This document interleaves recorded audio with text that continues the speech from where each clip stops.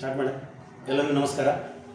ಎಲ್ಲರಿಗೂ science with Shambhu sir ಈ ಚಾನಲ್ಗೆ ಸ್ವಾಗತವನ್ನು ಕೋರ್ತಾ, ಇವತ್ತಿನ ಟಾಪಿಕ್ ನಾವು ಎಸ್ಟರ್ಡೇ ನಿನ್ನೆ ಕ್ಲಾಸಲ್ಲಿ ನಾವು 7ನೇ ತರಗತಿಯ ಬಗ್ಗೆ ಹೇಳಿದ್ವಿ. ಆದರೆ ಇನ್ನೇನು ಕೆಲವೇ ತಿಂಗಳಲ್ಲಿ SSLC ಬೋರ್ಡ್ ಎಕ್ಸಾಮ್ ಸ್ಟಾರ್ಟ್ ಆಗ್ತಾ ಇದೆ. ಹಾಗಾಗಿ SSLC ಮಕ್ಕಳಿಗೆ ಹೆಲ್ಪ್ ಆಗಲಿ ಅಂತೇಳಿ ಇವತ್ತಿನ ಕ್ಲಾಸಲ್ಲಿ ನಾವು ಸೈನ್ಸ್ ಸಬ್ಜೆಕ್ಟನ್ನು ಯಾವ ರೀತಿ ಈಸಿಯಾಗಿ ಪಾಸ್ ಆಗಬೇಕನ್ನೋದನ್ನು ಇವತ್ತು ಕ್ಲಾಸಲ್ಲಿ ಹೇಳ್ಕೊಡ್ತಾ ಇದ್ವಿ. ಫಸ್ಟಿಗೆ ನಿಮ್ಗೆ ಏನು ಮಾಡಬೇಕಂದ್ರೆ, ಫಸ್ಟಿಗೆ ಸೈನ್ಸಲ್ಲಿ ಯಾವ ರೀತಿ ಕ್ವಶನ್ಸ್ ಬರ್ತವೆ, ಯಾವ ವಿಷಯದಲ್ಲಿ ಸೈನ್ಸಲ್ಲಿ 3 ಭಾಗಗಳಾಗಿ ನಾವು ಡಿವೈಡ್ ಮಾಡ್ತೀವಿ.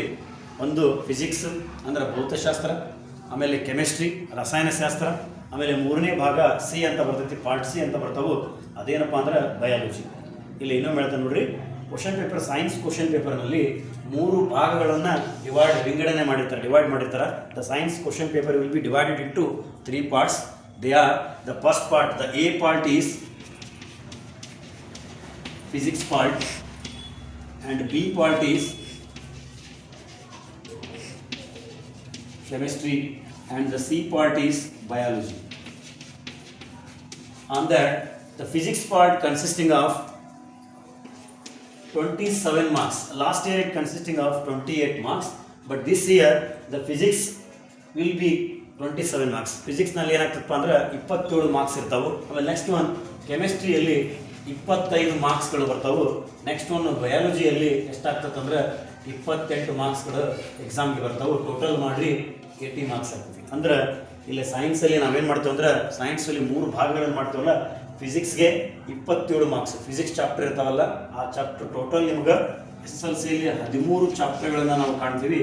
ಈ 13 ಚಾಪ್ಟರ್ಗಳನ್ನು the 13 chapters can be divided into 3 parts. The first one is a physics part, and second part is chemistry, and third part is biology. ಇದರೊಳಗಡೆ ಇಲ್ಲೇ ಫಿಸಿಕ್ಸ್ಗೆ A ಪಾರ್ಟ್ ಅಂತ ಕೊಡ್ತಾರೆ. ಫಸ್ಟಿಗೆ ನೀವು ಕ್ವಶನ್ ಪೇಪರ್ನ ತೆಗೆದುಕೊಳ್ಳೆ ಓಪನ್ ಮಾಡ್ಕೊಳ್ಳಿ, ಏನಾಗ್ತದಪ್ಪ ಅಂದ್ರೆ ಇಲ್ಲೇ ಫಿಸಿಕ್ಸ್ ಬರ್ತದೆ. ಆ ಫಿಸಿಕ್ಸು 27 ಮಾರ್ಕ್ಸನ್ನು ಒಳಗೊಂಡಿರ್ತದೆ. ನೆಕ್ಸ್ಟ್ ಒನ್ನು ಕೆಮಿಸ್ಟ್ರಿ ಏನಾಗಿರ್ತದೆ ಅಂದ್ರೆ 25 ಮಾರ್ಕ್ಸ್ಗಳನ್ನ ಒಳಗೊಂಡಿರ್ತದೆ. ಆಮೇಲೆ ಬಯಾಲಜಿ 28 ಮಾರ್ಕ್ಸನ್ನು ಒಳಗೊಂಡಿರ್ತದೆ. ಇವನು ಒಟ್ಟಾರೆಯಾಗಿ ಕೂಡಿಸಿದ್ರೆ 80 ಮಾರ್ಕ್ಸ್ ಆಗ್ತದೆ. ಬೇಕಾದ್ರೆ ನೀವು ಕೌಂಟ್ ಮಾಡ್ಕೋಬೋದು.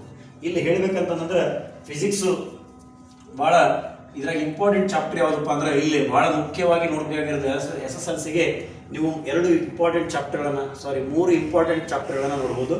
ಫಸ್ಟ್ ಒನ್ ಎಲೆಕ್ಟ್ರಿಸಿಟಿ ಅಂತ ಬರ್ತೈತಿ, ವಿದ್ಯುತ್ ಶಕ್ತಿ. ಎರಡನೇದು magnetic effect of electric current, ಅಂದ್ರೆ ವಿದ್ಯುತ್ ಕಾಂತಿಯ ಪರಿಣಾಮಗಳು ಅಂತ ಚಾಪ್ಟರ್ ಇದೆ ಅದು. ಆಮೇಲೆ ಥರ್ಡ್ ಒನ್ನು ಲೈಟ್ ಚಾಪ್ಟರ್. ಇವು ಫಿಸಿಕ್ಸಲ್ಲಿ ಬರ್ತಕ್ಕಂತಹ ಬಹಳ ಮುಖ್ಯವಾಗಿರ್ತಕ್ಕಂಥ ಪಾಠಗಳಿವೆ. ಅರ್ಥ ಆಯ್ತಲ್ಲ? ಇವನ್ನ ನೀವು ನೋಡ್ಕೊಂಡ್ಬಿಟ್ರೆ ಈ 27 ಮಾರ್ಕ್ಸ್ಗೆ ನೀವು ಆಲ್ಮೋಸ್ಟ್ ಒಂದು 20 ಮಾರ್ಕ್ಸನ್ನು ಅಥವಾ 18ರಿಂದ 19 ಮಾರ್ಕ್ಸನ್ನು ಈಸಿಯಾಗಿ ತೊಗೋಬೋದು. ಯಾವಾಗಲೇ ಫಿಸಿಕ್ಸಲ್ಲಿ 27 ಮಾರ್ಕ್ಸ್ ಇರ್ತದಲ್ಲ, ಈ 27 ಒಳಗಡೆ ಈ 3 ಚಾಪ್ಟರ್ಗಳನ್ನು ಇನ್ನೇನು ಹೇಳೋದು ನೋಡ್ರಿ. ದ ಫಿಸಿಕ್ಸ್ ಪಾರ್ಟ್ ಒಳಗಡೆ electricity, magnetic effect of electric current, light, ಈ 3 ಚಾಪ್ಟರ್ಗಳನ್ನು ನೀವು ಸರಿಯಾಗಿ ನೋಡ್ಕೊಂಡಿದ್ದ ಆದ್ರೆ ಇಲ್ಲಿ 27ಕ್ಕೆ ನಿಮಗೆ 27 ಬರ್ಬೇಕಂತೇನಿಲ್ಲ, ಜಸ್ಟ್ 20 ಮಾರ್ಕ್ಸ್ ಬಂದರೂ ಸಾಕು. ಎದಕ್ಕೆ ಹೇಳ್ತಾ ಇದ್ದಾನೆ ಅಂದ್ರೆ, ನಾನು ಇದು ನಮ್ಮಂಥ ಎವರೇಜ್ ವಿದ್ಯಾರ್ಥಿಗಳು ಇರ್ತಾರಲ್ಲ ಅವ್ರಿಗೆ ಹೇಳ್ತಾ ಇರೋದು. ಇದು ಯಾವ ರೀತಿ ಈಸಿಯಾಗಿ ಪಾಸ್ ಆಗೋದು, how to easy way to pass in a science exam. ನೋಡ್ರಿ, ನಾವು ಯಾವ ರೀತಿ ಈಸಿಯಾಗಿ ಸೈನ್ಸ್ ಒಳಗಡೆ ಪಾಸ್ ಆಗಬೇಕಾದ್ರೆ ಈ ವೇನ ಫಾಲೋ ಮಾಡಬೇಕಿಲ್ಲೇ. ಫಸ್ಟಿಗೆ ಏನಪ್ಪ ಅಂತಂದ್ರೆ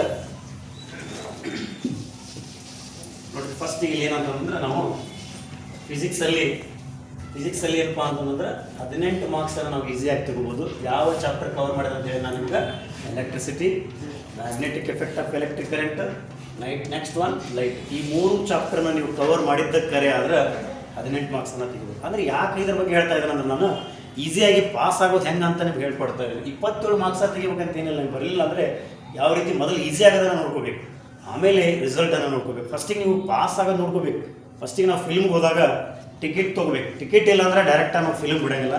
ಅದೇ ರೀತಿಯಲ್ಲಿ ಸ್ಕೋರ್ ಮಾಡಬೇಕಂದ್ರೆ ಫಸ್ಟಿಗೆ ನಾವು ಪಾಸ್ ಆಗೋದನ್ನು ನೋಡಬೇಕು. ಪಾಸ್ ಆದಾಗ ಮಾತ್ರ ರಿಸಲ್ಟನ್ನು ಮಾಡ್ಲಿಕ್ಕೆ ಅನುಕೂಲ ಆಗ್ತೈತಿ. ನೀವು ಪಾಸ್ ಆಗಿಲ್ಲ ಅಂದರೆ ಇನ್ನೇನು ರಿಸಲ್ಟ್ ಮಾಡೋಕ್ಕಾಗ್ತೈತಿ. ಹಾಗಾಗಿ ಮೊದಲಿಗೆ ನಾವಿಲ್ಲೇ ಪಾಸ್ ಆಗೋದನ್ನು ಸರಿಯಾಗಿ ಮೊದಲು ಗಮನ ಕೊಟ್ಟು ತಿಳ್ಕೊಬೇಕು. ನೆಕ್ಸ್ಟ್ ಒಂದು ಕೆಮಿಸ್ಟ್ರಿಗೆ ಬಂದರೆ ಇದರೊಳಗಡೆ 3 ಇಂಪಾರ್ಟೆಂಟ್ ಮತ್ತೆ ಚಾಪ್ಟರ್ಗಳು ಬರ್ತಾವೆ. ಯಾವ ಅಂತಂದ್ರೆ, 1ನೇ ಚಾಪ್ಟರ್ ಅಷ್ಟು ಬೇಡ, ಬಟ್ ಆದರೆ ಮೆಟಲ್ ಆ್ಯಂಡ್ ನಾನ್ ಮೆಟಲ್ ಅಂತ ಬರ್ತೈತಿ, ಲೋಹ ಮತ್ತು ಅಲೋಹಗಳು ಅಂತ ಬರ್ತೈತಿ.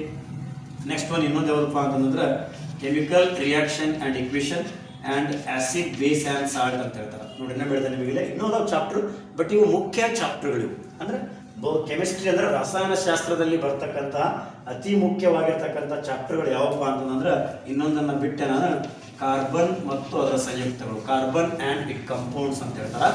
ನೋಡಿ ಇನ್ನೂ ಬೆಳಿತೀನಿ ನಿಮಗೆ ಕೆಮಿಸ್ಟ್ರಿಯಲ್ಲಿ ಬರ್ತಕ್ಕಂಥ ಇಂಪಾರ್ಟೆಂಟ್ ಚಾಪ್ಟರ್ ಯಾವುದಂದ್ರೆ ಕಾರ್ಬನ್ ಆ್ಯಂಡ್ ಇಟ್ ಕಂಪೌಂಡ್ಸ್, ಆಮೇಲೆ next one metal and non metal, and next one acid base and salt.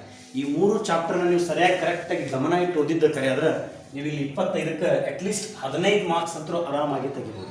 15 marks ಅರ್ಥ ಆಯ್ತಾ? ಸರ್ ನೆಕ್ಸ್ಟ್ ಒನ್ ಬಯಾಲಜಿ ಪಾರ್ಟಿಗೆ ಬಂದರೆ ಏನಪ್ಪ ಅಂತಂದ್ರೆ ಇಲ್ಲೂ ಕೂಡ ನಮ್ಗೆ 3 ಇಂಪಾರ್ಟೆಂಟ್ಗಿಂತ 2 ಇಂಪಾರ್ಟೆಂಟ್ ಚಾಪ್ಟರ್ ಮೇನ್ ಚಾಪ್ಟರ್ಗಳು ಕಂಡು ಬರ್ತಾವೆ. ಒಂದು ಕಂಟ್ರೋಲ್ ಆ್ಯಂಡ್ ಕೋಆರ್ಡಿನೇಷನ್,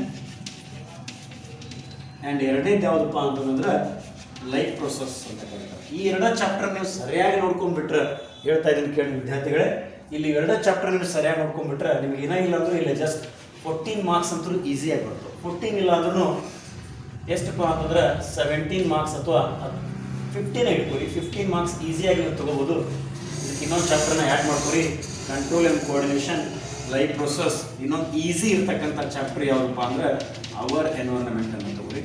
ಇದು ಅಥವಾ ಇಲ್ಲಿ ಎಷ್ಟಾಯ್ತು ಅಂತಂದ್ರೆ ಜಸ್ಟ್ ನೀವೀಗ 15 ಮಾರ್ಕ್ಸ್ ಹಿಡಿದು ಟೋಟಲ್ ಮಾಡಿ ಈಗ 15 + 15 ಎಷ್ಟಾಗ್ತಂದ್ರೆ 30, 30 + 18 40. ನೋಡ್ರಿ ವಿದ್ಯಾರ್ಥಿಗಳೇ, ಇಲ್ಲಿ ನೀವು ಈಸಿಯಾಗಿ 48 ಮಾರ್ಕ್ಸನ್ನು ತೆಗಿಬೋದು. ನಾನು ಇದರೊಳಗಡೆ ಇನ್ನೂ ಏನು ಬಿಟ್ಟೇನಪ್ಪ ಅಂದ್ರೆ ಚಾಪ್ಟರ್ಗಳನ್ನು ಬಿಟ್ಟಿದ್ದೀನಿ. ಇವು ಇಷ್ಟ ಚಾಪ್ಟರ್ ನೀವು ಸರಿಯಾಗಿ ಕರೆಕ್ಟಾಗಿ ಕವರ್ ಮಾಡಿದ್ರೆ ಏನು ಮಾಡ್ಬೋದು ಅಂತಂದ್ರೆ ಈಸಿಯಾಗಿ 48 ಮಾಡ್ಬೋದು, ಅಥವಾ 28 ಮಾರ್ಕ್ಸ್ ಬಿದ್ದರೆ ಪಾಸ್ ನಿಮಗೆ. ಬಟ್ ಆಲ್ರೆಡಿ ಈಗ ಸರ್ಕಾರದವ್ರು 13 ಬಿದ್ದರೆ ಪಾಸು, ಇಂಟರ್ನಲ್ ಮಾರ್ಕ್ಸು 20 ಇರ್ತೈತಿ ನಿಮಗೆ. ಆಮೇಲೆ ಎಕ್ಸಾಮಲ್ಲಿ ನೀವು ಥಿಯರಿಯಲ್ಲಿ ಏನು ಮಾಡಬೇಕಪ್ಪ ಅಂತಂದ್ರೆ ನೀವು 13 ತೆಗೆದ್ರೆ ಪಾಸ್ ಅಂತ ಹೇಳಿದ್ದಾರೆ. ಬಟ್ ಅದನ್ನು ನೋಡೋಣ.